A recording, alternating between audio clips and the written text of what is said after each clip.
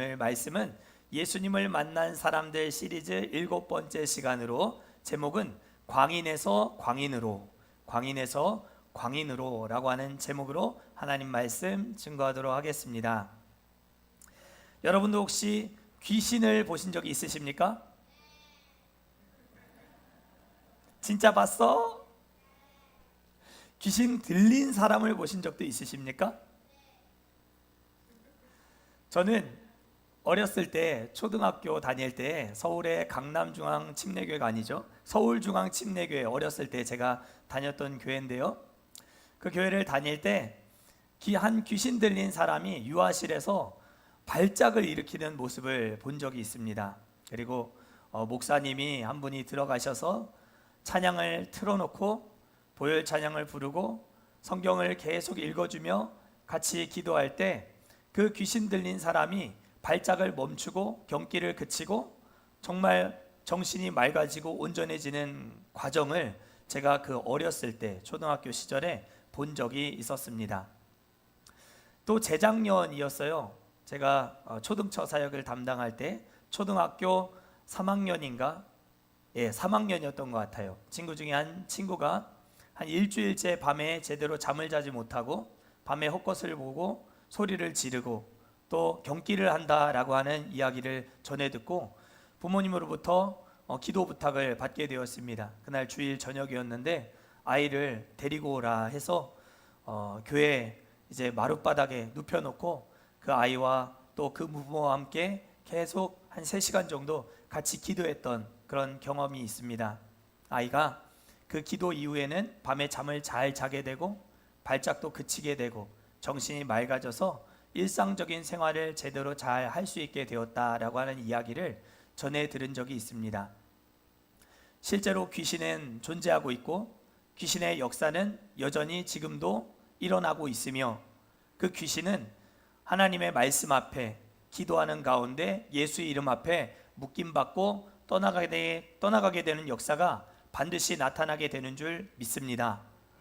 그러나 개신교 전통 안에서도 이 귀신의 역사에 대해서는 다양한 시각과 입장 차이가 있는 것을 볼 수 있습니다. 성경에서도 말하고 있듯이 귀신은 사탄의 졸개요 부하입니다. 그러나 그 부하 역시도 강력한 권세를 가지고 사람 속에 들어가서 여러 가지 다양한 반응과 현상들을 나타내곤 하는데요, 개신교 한쪽 편에서는 귀신은 존재한다, 그러나 귀신의 역사는 끝났다라고 말하는 사람들이 있습니다. 성경이 다 완성이 되었기 때문에 성경의 이 특별 계시가 완성됨과 동시에 귀신의 역사는 예수님 당시에 있었던 것이지 예수님이 이 계시의 내용을 다 완성하고 난 이후에는 이 귀신의 존재는 존재하지만 귀신의 역사는 나타나지 않는다라고 말하는 것이죠. 그래서 이렇게 주장하는 사람들은 오늘날 귀신이 들린 것처럼 보이는 많은 사람들의 그 모습은 전부 정신질환이나 우울증과 같은 어려움 때문에 발생하는 양심역사다라고 생각을 합니다. 귀신의 영향력에 대해서는 전혀 인정하고 싶어하지 않는 개신교의 한 부류가 있다는 것이죠. 그러나 다른 한편에서는 이 귀신은 존재하고 있고 여전히 귀신의 역사는 나타나고 있다라고 주장하는 사람들도 있습니다. 그 극단에 속한 사람들이 신비주의자, 우리가 일명 말하는 신사도 운동에 빠져 있는 사람들, 또 특별한 은사주의자들, 그런 사람들이 바로 이 귀신의 존재와 귀신의 역사가 유지되고 있다라고 말하는 사람들인데요, 이들은 예수님 당시에 아프고 병들고 문제가 생겼던 많은 사람들이 다 그 배후에 귀신의 역사가 있었기 때문에 그렇게 아프고 병들고 문제가 생겨났다라고 하는 것을 근거로 해서 지금도 여전히 이 마귀의 역사가, 귀신의 역사가 나타나고 있다라고 말들을 많이 합니다. 그래서 아파도 문제가 생겨도 이들은 기도를 하면 되지 병원 갈 것 뭐 있냐, 기도원 들어가서 기도하면 되지 병원 갈 것, 의사 찾아갈 것 없다, 약 먹을 필요 없다라고 말하는 사람들도 있습니다. 무리가 빚어지는 것이죠. 둘 다 너무 극단에 치우쳐 있다고 저는 생각합니다. 귀신의 역사를 부정하는 것도 문제고, 귀신의 역사가 이어지고 있지만 모든 것이 다 귀신의 역사 때문이다 라고 말하는 것도 문제라는 것이죠. 그러면 이 기독교의 건강한 귀신론, 귀신을 어떻게 볼 것인가 하는 부분에 대해서는 저는 언제나 이 고린도전서 12장의 성령의 은사와 관련해서 연결지어서 이해하는 것이 건강한 귀신론을 이해하는 데 필요한 일이겠다라는 생각을 항상 하곤 합니다. 성령의 역사 가운데, 성령의 은사 가운데 주시는 영을 분별하는 역사, 은사를 우리 모두가 받아야 할 줄 믿습니다. 귀신의 역사와 관련해서 고린도전서 12장에서는 영 분별에 대한 중요함을 우리에게 일깨워 주고 있습니다. 귀신은 여전히 존재하고 있고 귀신의 역사는 끝나지 않았습니다. 그러나 저는 그럼에도 불구하고 모든 아픔, 모든 고난, 모든 문제의 어려움 뒤에 귀신이 있다라고는 생각하지 않습니다.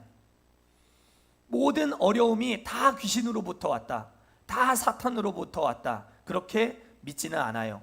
정말 정신적인 아픔과 질병으로 말미암아 고통당하고 어려움을 당하는 사람들이 얼마든지 있을 수 있다라고 생각하는 것이죠.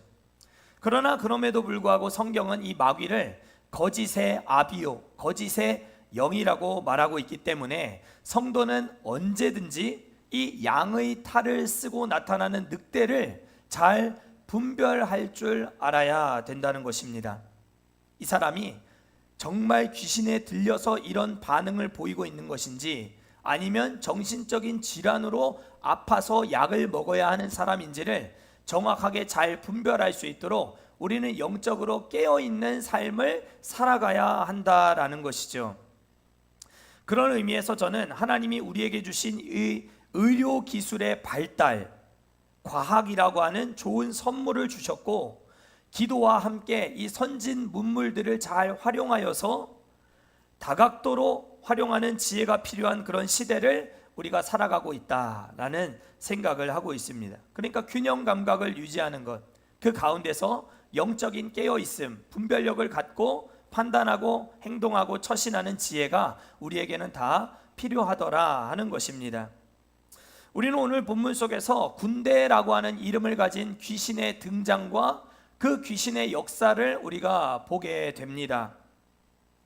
귀신 들린 그 사람은 미친 사람과 같았습니다. 즉 광인이었습니다.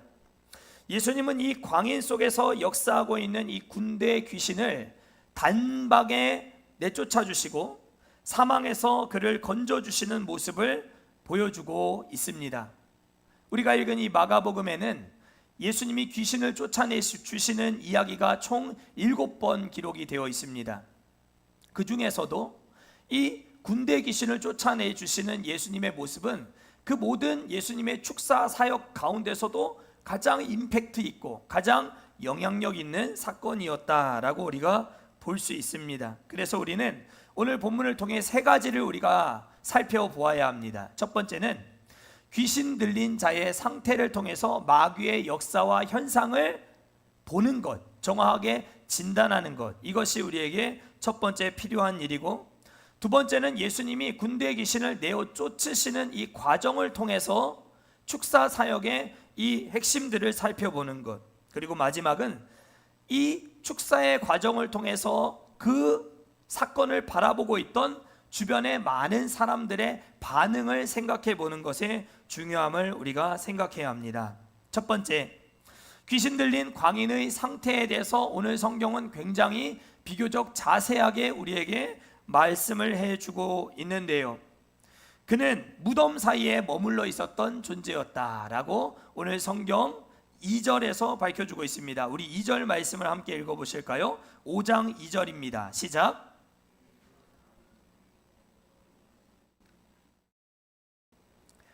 예수를 만나니라. 아멘.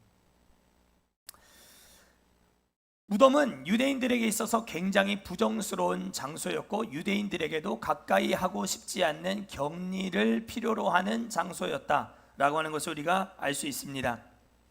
이는 마치 동네 사람들로부터 이 광인이 마치 시체와 같은 존재로 여겨지는 사람이었다라고 하는 것을 보여주는 것입니다.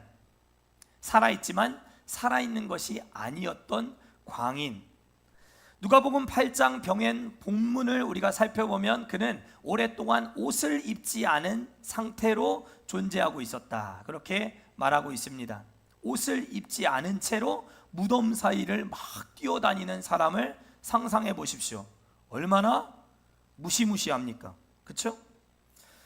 밤낮으로 소리를 지르고 심지어 자해를 일삼는 자였다라고 말하고 있습니다. 그런데 더욱 중요한 사실은 그 누구도 이와 같은 광인의 행동을 저지할 수 없었다라고 하는 것입니다. 4절 말씀입니다. 제가 읽겠습니다. 이는 여러 번 고랑과 쇠사슬에 매였어도 쇠사슬을 끊고 고랑을 깨뜨렸음이러라. 그리하여 아무도 그를 제어할 힘이 없는지라. 아멘. 악한 영에 사로잡히게 되면 누구도 제어할 수 없는 정말 초인적인 강한 힘이 나오는 것을 볼 수 있습니다. 그리고 브레이크가 망가진 폭주 기관차와 같이 달리는 그런 모습들을 많이 보게 돼요. 그때 유아실에서 발작을 일으키던 그분도 마찬가지였습니다. 가공할 힘을 가지고 막 성도들을 뿌리치고 거기에 뉘어서 기도를 하는 중에도 정말 발작을 일으키는 그의 모습은 정말 엄청난 힘을 보여주는 사람이었습니다. 성경에도 그 대표적인 예가 나오고 있습니다. 통일 이스라엘의 첫 번째 왕 사울의 경우가 딱 이와 같은 폭주 기관차와 같은 역할을 한 사람이었다라고 성경이 말씀합니다. 사무엘상 18장 10절 말씀인데요, 그 이튿날 하나님께서 부리시는 악령이 사울에게 힘있게 내림에 그가 집안에서 정신없이 떠들어대므로 다윗이 평일과 같이 손으로 수금을 타는데 그때에 사울의 손에 창이 있는지라. 사울의 손에 창이 있었고 정신없이 뭔가를 계속 떠들어대면서 악령이 그에게 강하게 임하는 사울 왕의 모습을 성경이 말해주고 있습니다. 18장 10절인데요 19장부터는 바로 완전히 눈이 돌아가서 자신의 사위인 사울을 죽이기 위해서 그 창을 들고 사위를 벽에 박으려고 2번씩이나 집어던지고 특공대 3,000명을 조직해서 다윗을 잡으려고 쫓아다니는 이 정신나간 사울의 모습은 이 폭주 기관차의 모습과 전혀 다르지 않다라고 하는 것을 우리가 금방 알게 됩니다. 여러분들 혹시 한문철의 블랙박스 즐겨보십니까? 안 보십니까? 한문철의 블랙박스라고 하는 프로를 제가 한동안 열심히 봤던 적이 있는데요, 그 운전하는 사람들이 정말 당황해하는 순간 중에 하나는 그 차가 갑자기 급발진을 하는 경우였습니다. 급발진의 경우가 정말 무섭더라고요. 순식간에 속도가 올라가는데 이걸 저지할 수가 없어요. 만약에 제가 그 자동차를 운전하는 사람이었다, 만약에 내 차가 그와 같이 갑자기 급발진을 하는 상황이다 라고 하면 나는 무슨 일을 할 수 있을까 라는 생각을 그 TV를 보면서 수도 없이 많이 했던 것 같습니다. 전신주에 차를 들이박아야지, 가드레일에 차를 갖다 대야지, 갑자기 속도가 올라가면 건물에 들이받아야지, 나는 어떻게 살 수 있을까, 내 가족들은 어떻게 지킬 수 있을까, 그런 생각을 정말 많이 하면서 그 TV를 봤던 것 같아요. 브레이크가 고장난 자동차처럼 무서운 것이 없죠. 악한 영의 역사가 꼭 이와 같더라 하는 것입니다. 무덤 사이에서 옷을 입지 않은 채 소리를 지르며 밤낮으로 뛰어다니며 돌로 자신의 몸을 자해하고 있는 이 모습을 상상해 보십시오. 얼마나 무시무시한 일입니까? 그런 의미에서 저는 자살의 문제 역시도 목양적인 측면에서 접근과 이해를 해야 될 필요가 있는 일이다라는 생각을 하고 있습니다. 자살, 씻을 수 없는 큰 죄임은 분명합니다. 하나님이 주신 생명을 스스로 끊어버리는 일은 돌이킬 수 없는 중죄임이 분명합니다. 그런 큰 죄를 짓고도 다시 회개할 기회를 가질 수 없다는 점에서 많은 목회자들과 신학자들은 자살하면 어디 간다? 자살하면 지옥 간다, 그렇게 말들을 하고 가르칩니다. 저 역시 자살하면 지옥 간다고 가르쳐 왔고 또 그렇게 믿고 있습니다. 왜냐하면 성경에서 자살하면 지옥 간다 그렇게 말하고 있을까요? 성경에서 자살하면 지옥 간다고 말하지는 않습니다. 그러나 자살이라고 하는 큰 죄를 짓고도 호흡이 있을 때에 회개할 기회가 없기 때문에 그가 지옥에 간다, 이렇게 간주해서 가르치는 것이죠. 그러나 제가 이것을 가르치는 이유는 실제로 자살한 사람이 지옥에 가기 때문에 그와 같은 교리를 가르친다기보다도 누구도 그리스도 안에서 자살을 택하지 못하게 하려는 목양의 목적, 경고의 목적이 훨씬 더 크다는 점입니다. 그러니까 경고의 뜻에서 자살하면 지옥 간다 이렇게 가르치는 것이지, 자살한 사람을 두고 지옥 갔을 것이다 말하기 위해서 그와 같은 교리를 가르치는 것이 절대 아니라 하는 것입니다. 이것은 철저히 목양적인 접근이 필요한 부분이라는 것이죠. 그런데 여러 차례 제가 설교할 때도 말씀을 드렸지만 지옥에 간다는 것은 구원받지 못한다는 것을 의미하는 것입니다. 그리고 구원을 받고 받지 못한다라고 하는 것은 오직 하나님만 아시는 영역입니다. 하나님만 아시는 영역이에요. 내가 내 옆에 있는 사람 지옥 갔나 천국 갔나 여러분들의 눈으로 판단하고 알 수 있어요? 없어요? 절대 없어요. 하나님은 그 구원받는 사람이 누구인가를 사람에게 가르쳐 주지 않으셨어요. 그러니까 구원을 받고 못 받고에 대한 문제는 오직 하나님만 아시는 주권적인 영역이라는 것이죠. 그러니까 자살했다, 지옥 간다 이렇게 단정지어서 말하는 것은 일면 하나님의 영역을 침범하고 하나님의 주권적인 부분을 이렇게 월권으로 말하는 일이 된다는 것이죠. 그러니까 지옥 간다는 말 역시 매우 불경스러운 말이 될 수 있음도 우리가 알아야 됩니다. 이 말도 굉장히 주의해서 여러분들이 사용하셔야 돼요. 이미 자살로 돌아가신 분들이 있는 앞에서 자살하면 지옥 간다 그렇게 말하기 위해서 그런 교리가 만들어진 것이 절대 아니다라고 하는 것입니다. 살아있는 사람들, 회개할 기회가 남아있는 사람들을 위해서 그와 같은 경고성의 교리를 가르치고 있다는 것이죠. 예수님은 도적이 오는 것은 도둑질하고 죽이고 멸망시키려 하는 것뿐이다 라고 말씀하셨습니다. 그러니 자살은 귀신의 역사, 마귀의 역사에 도구가 되는 것이죠. 물론 조현병이나 우울증과 같은 다양한 정신질환 때문에 너무너무 안타까운 소식을 접하는 그런 순간들도 있습니다. 그렇기 때문에 우리는 더욱 깨어서 기도하며 현대의학의 힘을 힘입어 어떻게든 살아나가야 할 줄 믿습니다. 자살의 반대말은 살자입니다.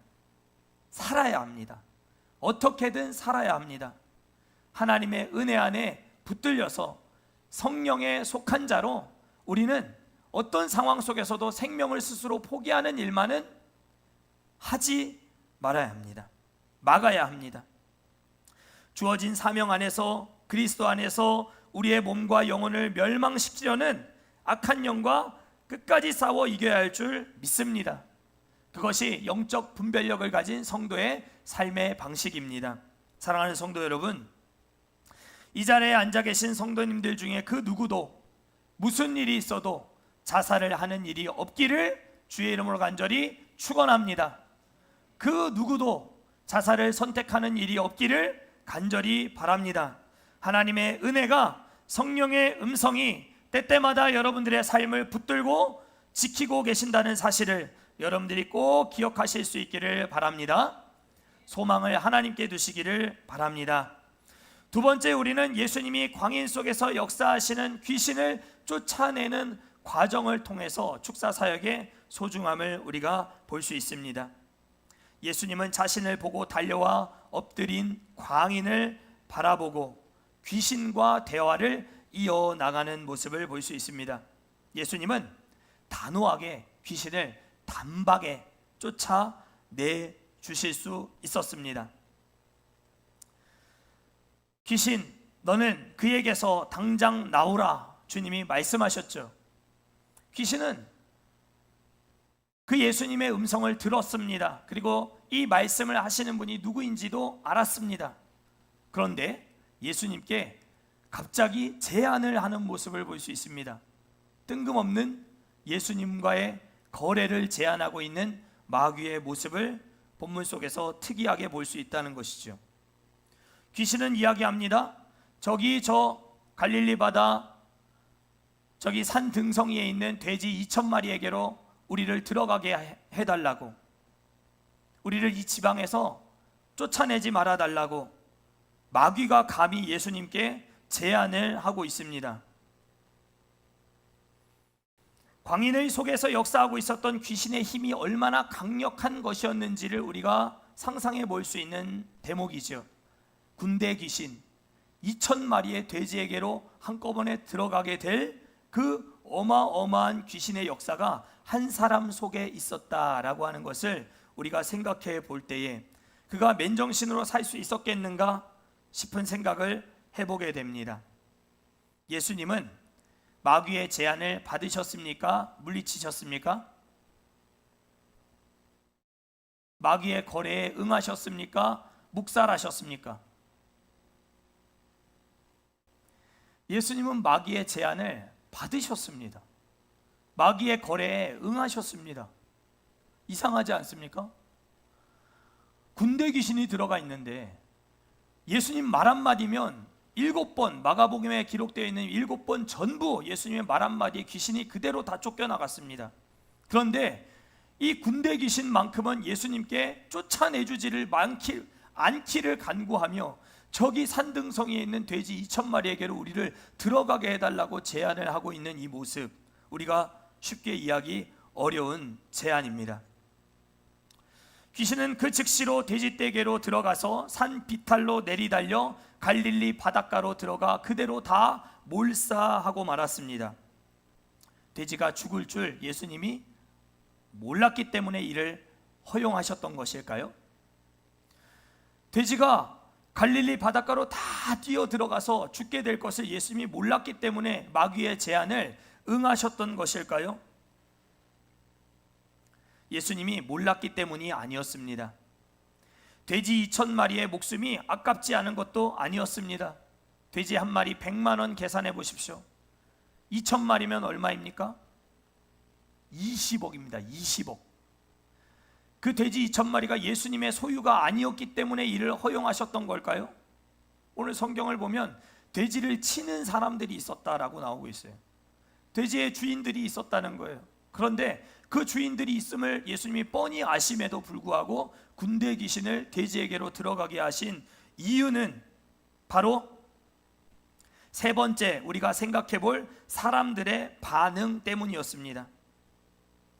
오늘 본문 속에서 예수님은 돼지 2,000마리의 희생과 낭비를 감수하시면서까지 거라사의 불신자들과 데가볼리에 있는 많은 사람들을 주께로 돌이키기 위한 예수님의 선택이 있었음을 오늘 성경이 우리에게 밝혀주고 있는 것입니다. 미칠 광자의 광인에서 빛 광자의 광인으로 그를 더 크게, 더 존귀하게 그를 들어 쓰시기 위함이었습니다. 그 한 사람의 변화를 통해서 데가볼리와 거라사에 있는 많은 사람들을 주께로 돌이키게 하기 위해서 그를 미칠 광자의 광인이 아니라 빛 광자의 광인으로 돌이켜 그를 크게 들어 쓰시기 위하여, 거기에 있는 많은 사람들을 주께로 돌이키기 위하여 예수님은 2,000마리의 돼지떼 희생을 아깝게 여기지 않으셨더라 하는 것입니다. 본문 14절 15절 말씀을 우리가 같이 읽어보겠습니다. 14절 15절입니다. 시작. 치던 자들이 도망하여 읍내와 여러 마을에 말하니 사람들이 어떻게 되었는지를 보러 와서 예수께 이르러 그 귀신 들렸던 자 곧 군대 귀신 짚혔던 자가 옷을 입고 정신이 온전하여 앉은 것을 보고 두려워하더라. 아멘. 어떻게 하더라? 어떻게 하더라? 광인이었던 그가 정신이 온전하여 맨정신을 가지고 가만히 앉아있는 모습을 보고 거라사에 있었던 많은 사람들이 보고 기뻐하더라가 아니라 두려워하더라, 이렇게 기록되어 있습니다. 저는 이게 이상했습니다. 왜? 광인이 맨정신이 되고 정신이 돌아와서 온전케 되고 정상인처럼 가만히 이렇게 앉아서 있는 모습을 보고 거라사에 있는 사람들은 왜 기뻐하지 않고 두려워할 수밖에 없었을까? 말씀을 묵상하는 중에 저는 그 이유를 깨닫게 되었습니다. 왜 그들은 두려워하였는가? 왜 그들은 예수님이 빨리 이 지방에서 떠나기를 간청하며 두려운 마음을 가지고 있었는가? 사람들의 반응이 기쁨이 아니라 두려움일 수밖에 없었던 이유가 무엇이었는가 하면 그것은 바로 거라사인들이 평소 광인에게 저질렀던 더러운 짓들이 있었기 때문이었다라는 생각을 하게 되었습니다.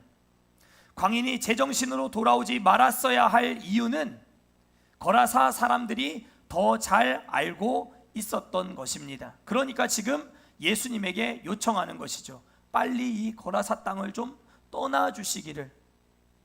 아니, 우리 동네를 어지럽히던 이 광인을 깨끗하게 고쳐준 예수님이라고 하면 누구든지 예수님을 모셔서 이 광인과 같이 혹은 문제로 어려움을 당하고 있는 사람들에게 초청해서 예수님의 신비로운 능력을 경험하기를 원했을 텐데 왜 예수님이 빨리 이 자리를 떠나기를 원했을까?